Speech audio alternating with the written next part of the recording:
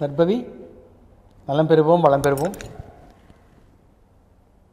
உங்கள் பொன் பரமேஸ்வரனை ஆசீர்வாதங்கள், நன்றிகள். சாய்ராம். இந்த பதிவில் விஞ்ஞானம், மெய்ஞானம், அஞ்ஞானம் 3 ஞானத்தை பற்றி பார்க்க போகிறோம். ஞானப்பிரகாசா எங்கடா இருக்க, எத்தனை கிலோ எங்கே கிடைக்கும் அப்படின்னு கேட்குறாங்க நிறைய பேர். ஞானப்பிரகாசன் பிரகாசமாக இருக்கிறானா எங்கே? சூரியன் தான், வேறு யார்? சூரியன் இல்லை என்றால் பூமி டார்க் ஆகிடும், ஒன்றுத்துக்கு ஆகாது. ஸோ அந்த ஞானம்னு சொல்லக்கூடிய அந்த சக்தியை கொடுப்பது சூரிய பகவான் தான். இன்னொரு சொல்லப்போனால் சிவன்னு சொல்லலாம், தட்சிணாமூர்த்தின்னு சொல்லலாம், குருன்னு சொல்லலாம். ஸோ இவங்கெல்லாம் நம்மளை ஆட்சி செய்கிறாங்க, பரிபாலனம் செய்கிறார்கள். விஞ்ஞானம், மெய்ஞானம், அஞ்ஞானம். விஞ்ஞானம்னா என்னென்னு உங்களுக்கு தெரியும் ஜென்ரலாக எல்லாருமே. நம்ம மனிதன் என்ற ஒரு ஆத்மா, மனிதன் என்பவன் சில விஷயங்களை கண்டுபிடிக்கிறான். ஸோ கண்டுபிடித்து இது இப்படித்தான் அப்படின்னு சில விஷயங்களை அவங்க ஃபார்முலாவை வச்சு கொண்டு வந்துடுறாங்க. உதாரணம் சொல்லப்போ நிறைய சொல்லலாம். உதாரணத்துக்கு சொல்லலாமே, நம்ம சந்திரனை பற்றி சொல்லுவோம்.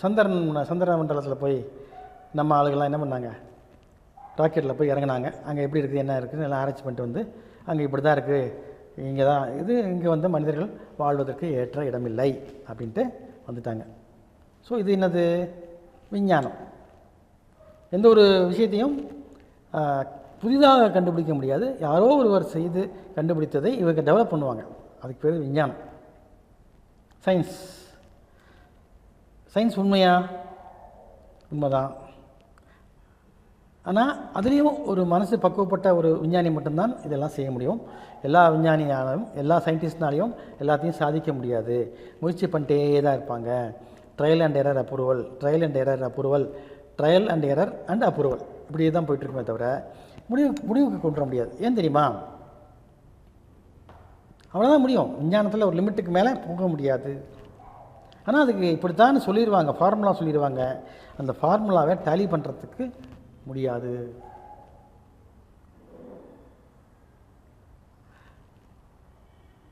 மெய்ஞானம் என்ன? மெய்னா என்ன? உடம்பு, ஆன்மா. மெய்னா என்ன? உண்மை. எது உண்மை? நம்ம ஆன்மா உண்மை, நம்ம உடல் இருக்குது உண்மை, உயிர் இருக்குது உண்மை, இல்லைங்களா? ஸோ இந்த ஒரு நம்ம மனதுக்குள்ள மனக்கூடு, இந்த உடம்பு ஆலயத்தில் தோன்றக்கூடிய எண்ணலைகள் ஒன்றிணைந்து ஆன்மீகம் வழியாக சென்று சில சாதனைகளை நிறைய சித்தர்கள், மகான்கள் சாதித்திருக்கிறார்கள். ஸோ அது மெய்ஞானம். அஷ்டமா சித்து கேள்விப்பட்டிருப்பீங்க. நிறையா பேருக்கு வந்து பார்வையிலேயே சில வியாதிகளை குணப்படுத்தியிருக்கிறாங்க. சில பேருக்கு பார்த்திங்கன்னா தொடாமல் இப்படி கையை இப்படி பண்ணி உடம்பை ஹீல் பண்ணியிருக்கிறாங்க. சிலவங்க தண்ணீரை எடுத்து அதை பவர் பண்ணி கொடுத்து திருநீரை மந்திரிச்சு கொடுப்பாங்க. இதெல்லாம் வேலை செய்யும். ஸோ அப்போ அந்த மெய்ஞானம் இது என்ன அப்படின்னா, நமக்குள்ளே இருக்கக்கூடிய ஆற்றலை நாம் உணர்ந்து அதை ஒரு பின் பாயிண்டில் லேசர் பீம் மாதிரி செலுத்துறதுக்கு பேர் தான் மெய்ஞானம். இப்போ லைட் ஃபோக்கஸ் ஆகுது, ப்ராடாக, அதாவது அகலமாக வர்றதுக்கும் குறுகலாக வர்றதுக்கும் வித்தியாசம் இருக்குல்ல.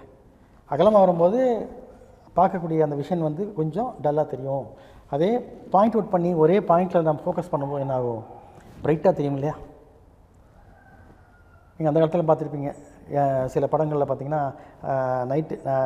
நைட் அந்த சினிமாவில் நைட்டு வரும்போது சில அந்த கதாநாயகிகளுக்கு ரவுண்ட் லைட்டு ஃபேஸுக்கு மட்டும் ப்ரொஜெக்ட் பண்ணுவாங்க. அது ஃபேஸ் மட்டும் தெரியறதுக்கு வேண்டி. அந்த மாதிரி தான் நம்ம விஞ்ஞானமும் மெய்ஞானமும் ரெண்டுக்கும் உள்ள வித்தியாசம் என்னன்னு சொல்கிறோம். திரும்பவும் விஞ்ஞானங்கிறது என்ன? நம்மளால் கண்டுபிடிக்கப்பட்ட, யாரோ ஒருவர் கண்டுபிடித்ததை நம்ம டெவலப் பண்ணி ஒரு லிமிட்டோடு நின்றுவோம். மெய்ஞானம்ங்கிறது என்ன? நமக்குள்ளே இருக்கக்கூடிய ஆன்மாவை உணர வேண்டும், உணர்ந்து அதை நாம் பயன்படுத்தி சில உண்மைகளை நாம் தெளிவாக, இதுக்கு வந்து நம்ம லேபு தேவையில்லை, எக்ஸ்பெரிமெண்ட் பண்ண வேண்டிய அவசியம் இல்லை, நாம் வரணும். நான் யார் என்ற கேள்விக்கு பதில் தெரியணும். அப்போ தான் மெய்ஞானம் நமக்குள்ளே வளரும். ஸோ மெய்ஞானம் இருந்தால் என்ன கிடைக்கும்? இறைஞானத்தை, இறைவனை நாம் காண முடியும். இறைவனா எப்படி? சொர்க்கம்னு ஒன்று இருக்குது, அங்கே சிவனும் பார்வதியும் சினிமாவில் வர மாதிரி இப்படி இருப்பாங்களா? கிடையாது. பிரகாசமான வெளிச்சத்தை நாம் மனது உணரும். நமக்கு மேலே இருக்கக்கூடிய சக்தி, நம்ம சுற்றியும் ஒரு வெளிச்சம் இருக்குது. உங்களுக்கு தெரியுமா? உங்களுக்கு ஆங்கிலத்தில் அதுக்கு பேர் ஆரான்னு சொல்லுவாங்க. தமிழில் வந்து உள்ளொளி. ஆனால் வெளியே தான் வெளிச்சம் இருக்கு, ஆனால் உள்ளொளின்னு சொல்லுவாங்க. ஏன் உள்ளொளிலாம் என்ன? உள்ளே இருக்கிற ஆத்மா வெளிச்சம் நம்ம பாடியை சுற்றி கிட்டத்தட்ட ஒரு அடி தூரத்தில் அது நம்மளை சுற்றி வந்துட்டுருக்கோம். நீங்கள் பார்த்துருப்பீங்க நிறையா அந்த படங்கள்லாம் பார்த்திங்கன்னா, ஒரு இறைவனுடைய ஒரு படத்துக்கு பின்னாடி தலையை சுற்றி ஒரு வட்டம் போட்டிருப்பாங்க. பிரைட்டாக தலையை சுற்றி என்னமோ சுற்றுற மாதிரிலாம் காமிப்பாங்க. அதெல்லாம் என்ன? அது அவங்களுடைய மெய்ஞான உணர்வு, ஆன்மீகத்தில், அதாவது ஆன்மாவுடைய சக்தியை காமிக்கக்கூடிய ஒரு ஒரு வட்டம். அந்த வட்டம், அதாவது ஒரு உதாரணம் கூட சொல்லலாங்க. நம்ம வேதாத்திரி மகரிஷி ஐயா கூட சொல்லுவாங்க. நம்ம வாழ்கோளமுடன் அந்த அவங்க சேர்ந்தவங்க. வேதாத்திரி மகரிஷி ஐயா வந்து ஒரு இடத்துல வந்து இப்போ சொற்பொழிவாட்டும் பொழுது பார்த்திங்கன்னா, கிட்டத்தட்ட ஒரு 5 மைல் தூரத்துக்கு எந்த விதமான ஒரு மிருகங்களுடைய சத்தமும் இருக்காதான். அது இந்த நாய் குலைக்கிறது, இந்த கோழி கத்துறது, இந்த ஆடு கத்துறது, மாடு கத்துறது, இது எதுவுமே இருக்காது. பின் ட்ராப் சைலன்ஸாக இருக்குமா. ஏன் அப்படின்னு பார்த்தீங்கன்னா, என்ன ரீசன் பார்த்தீங்கன்னா, ஐயாவுடைய அந்த ஆராஸ் இருக்கு இல்லையா, அவருடைய சுற்றி அந்த ஒளிவட்டம் இருக்கு இல்லையா, சக்தி ஓட்டம் கிட்டத்தட்ட 5 மைல் சுற்றளவை எல்லாத்தையும் கட்டி போட்டுருப்போம். கட்டி போட்டு மீன்ஸ் கண்ட்ரோல்டாக இருப்பாங்க. இப்போ ஒருத்தர் பேசுகிறது நல்லா பிடிச்சி போச்சுன்னா அமைதியாக அவரையே வாட்ச் பண்ணுவோம் இல்லைங்களா, அதே மாதிரி தான் அவங்க பேசும்போது 5 மைல் சுற்றளவுக்கு எந்த விதமான சலனங்களும் இருக்காதான். அவ்வளவு பவர்ஃபுல்லான ஒரு ஆத்மா அது, அந்த சோல். அப்போது அந்த மெய்ஞானத்தை நாம் உணர வேண்டும். அப்போ அதாவது விஞ்ஞானம் சொல்லிட்டேன், மெய்ஞானத்தை உணர நமக்கு ஒரு சக்தி அதிகமாகும். ஸோ மெய்ஞானத்தெல்லாம் எல்லாம் சாதிக்க முடியுமா? முடியும். ஆனால் மெய்ஞானத்தை அவன் என்ன பண்ணணும்? திரும்ப அதே பாயிண்ட்டை விட நம்பணும். நம்பிக்கை. யானையின் பலம் இதிலே, தும்பிக்கையிலே, மனிதனுடைய பலம் இதிலே, நம்பிக்கையில் தான். ஸோ நம்ம உள்ளுணர்வை நாம் வந்து கவனிக்கிறதுக்கு நமக்கு என்ன வேணும்? முக்கியமாக முதல்ல வந்து கற்பனை திறன் வேண்டும். அதற்கு பிறகு தான் நம்பிக்கை வேண்டும். எதையுமே உங்கள் மனசுக்குள்ளே ஃபஸ்ட்டு வந்து ஒரு கற்பனை வராமல் அது வந்து உண்மையாக மாறாது. அனைத்துமே நீங்கள் பார்க்குறது எல்லாமே வந்து கற்பனை தான், ஆனால் அது வந்து உண்மையாக மாறுதில்லை. மாறியிருக்கே. இப்போ நெகட்டிவ் இருந்தால் தானே பாசிட்டிவ் கன்வெர்ட் பண்ணி நீங்கள் படம் பார்க்க முடியும். ஸோ நெகட்டிவாக இல்லைன்னா எங்கே போய் பாசிட்டிவ்க்கு போவீங்க? இரவும் பகலும் சேர்ந்து தானே ஒரு நாள். அப்போ அந்த மெய்ஞானத்தை உணர வேண்டும். ஸோ விஞ்ஞானம் ஈஸியாக நம்ம படிச்சிடலாம். ஏன்னா யாரோ ஒருத்தர் எழுதி வச்ச கருத்தை அதை வந்து நம்ம என்ன பண்ணுவோம்? அனலைஸ் பண்ண போகிறோம். ஒரு முடிவு கொண்டு வர முடியாது. பிஹெச்டி அந்த தீசிஸ் பண்ணுறாங்க பார்த்தீங்களா, பிஹெச்டி டாக்டரேட்டுக்கெலாம் ஒரு சப்ஜெக்ட் எடுத்து பண்ணுவாங்க. ஒரு லிமிட்டோடு நின்று போயிடும். அதுக்கு மேலே யாருக்குமே தெரியாது. கேட்டால் அடுத்த ஸ்டெப்பு ஆராய்ச்சி போயிட்டுருக்குங்க, going on where when it should be close nobody knows. that is science. விஞ்ஞானம் அது. மெய்ஞானம்னா என்ன? ஸ்பிரிச்சுவலில் மெய்ஞானம் சொல்கிறோம் இல்லையா. ஸோ அந்த மெய்ஞானத்தை நம்ம திரும்ப சொல்கிறேன், நம்ம தான் சோப் போட்டு கழுவணும். எதை? மனசை. மனம் என்னும் குதிரையில் ஏறி குதிரையை சரியாக ஓட்டினோமானால் அந்த குதிரை பறக்கும் குதிரையாக மாதிரி விண்ணில் இருக்கக்கூடிய அனைத்து கிரகங்களுக்கும் போயிட்டு வரக்கூடிய சக்தி இதில் இருக்குது, மெய்ஞானத்தில் இருக்குது. ராக்கெட் தேவையில்லை. சந்திரமண்டலத்துக்கு இங்கே உட்காந்து கண்ண உட்காந்து அந்த காலத்தில் போயிட்டு வந்திருக்காங்களே. ஆங்கிலத்தில் ஹாஸ்டல் ட்ராவல்னு சொல்லுவாங்க. இங்கே உட்காந்து எங்கே வேணால் போகலாம். நம்ம உடல் மட்டும் இங்கே இருக்கும், நம்ம ஆன்மா வெளியே போகும். அதான் மெய்ஞானம். சயின்ஸில் போகிறதுக்கு உங்களுக்கு என்ன வேணும்? ஒரு அப்பரட்டஸ், ராக்கெட் வேணும், ஃப்ளைன் வேணும், கே ஆக்சிஜன் இதெல்லாம் வேணும் மேலே போயிட்டு வரதுக்கு. நமக்கு தேவையில்லைங்க, உட்காந்தா போதுங்க. நம்ம ஆன்மா எங்கே வேணால் போகலாம், கேலக்ஸியை சுற்றி வரும். ஆனால் அந்தளவுக்கு உள்ளுக்குள்ளே பொக்கிஷத்தை வைத்துள்ளோம். தோண்ட மாட்டேங்கிறமே. உள்ளே புதையில் இருக்கா இல்லை என்ன இருக்குது? நம்ம என்ன நினச்சிருக்கோம்? ஒன்றும் கிடையாது, வெறும் ஜடம். ரத்தமும் சதையும் சேர்ந்து வைத்த ஒரு உருவம். ஒன்றும் இல்லையே உள்ள. கடவுள் எங்கே இருக்கான்? கோயிலுக்கு தானே போகிறோம் கடவுளை பார்க்குறதுக்கு. எங்கேயாவது நம்ம உள்ளுக்குள்ளே பார்த்துருக்கீங்களா? இதுதான் சிம்பாலிக்காக காமிச்சிருக்காங்க. ராமர் ஆஞ்சநேயர் நெஞ்சை கிழிச்சு காமிச்சார், உள்ள ராமர் இருக்காரு. நம்ம அந்த விளையாட்டை பார்த்துட்ருக்கோம். அந்தளவுக்கு உள்ளுக்குள்ளே இருக்காங்கிறது ஒரு தீர்க்கமாக காமிக்கிறாங்க. அதை நம்மளால் புரிஞ்சிக்க முடியல. ஓகே, விஞ்ஞானம் மெய்ஞானம். அடுத்தது அஞ்ஞானம். இதுவும் இல்லையா, சும்மாயா எல்லாம். ஐயோ என்ன இது, இதெல்லாம் என்னமோ பண்ணுறாங்க, நம்ம மணி அடிக்கிறாங்க, தீபாரதம் காமிக்கிறாங்க, ஊதுபத்தி காமிக்கிறானுங்க.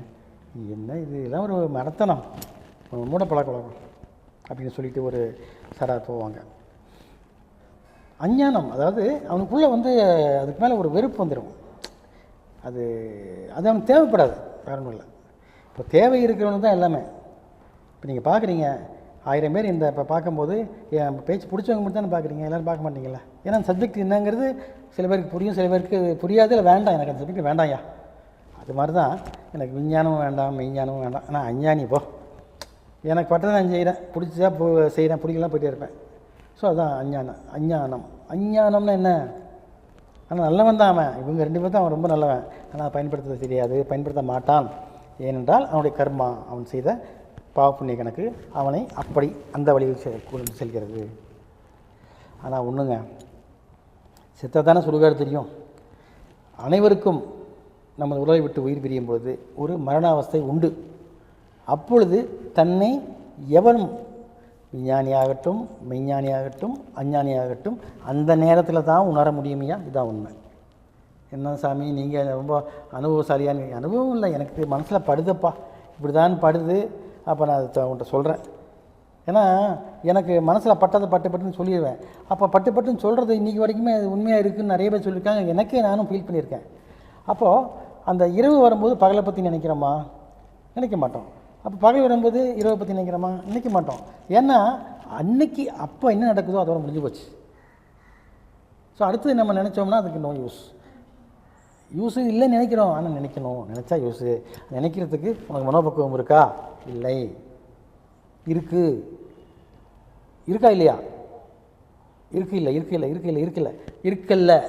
3வது கேட்டகரி. இருக்குன்னு ஒரு கேட்டகரி. இருக்குன்னு கேட்டகரி சொல்கிறது என்னது? மெய்ஞானி. விஞ்ஞானி அஞ்ஞானி இல்லை. இருக்கல்ல இல்லைன்னு ஒரு சந்தேகமாக சொல்கிறது விஞ்ஞானத்தில் இருக்குது. ஆனால் இல்லவே இல்லைன்னு சார், இருக்குல்லன்னா இல்லைன்னு சொல்கிறது மெய்ஞானி தான். சாரி, அஞ்ஞானி சொல்லுவான். ஸோ இப்போ அஞ்ஞானி தான் நல்லவனா? ஆமாம், அவனுக்கு எதை பற்றியும் கவலை இல்லையே. அவனுக்கு தேவை என்ன? செத்தா சாகும்போது பார்த்துக்கலாம். செத்தானா சுடுகாடு தெரிய போகுது, அது எதுவும் சொல்கிறாங்க, நமக்கு தேவையில்லை. இது ஒரு பிறவி, இதை ஒன்றும் பண்ண முடியாது. அதுக்கு நான் குறை சொல்லலை. ஸோ எல்லாமே இப்போ வெயில் இருந்தால் மழை பெய்யும், மழை பெஞ்சால் வெயில் அடிக்கும். அதுதான் வாழ்க்கை. அது மாதிரி தான் இந்த 3க்குள்ள வித்தியாசம். அதுதான். இன்னும் நிறையா இருக்குது, பேசிகிட்டே போகலாங்க. ஓகே, மீண்டும் அடுத்த காணொலி சந்திப்போம். நன்றிகள், வணக்கம், சாய்ராம்.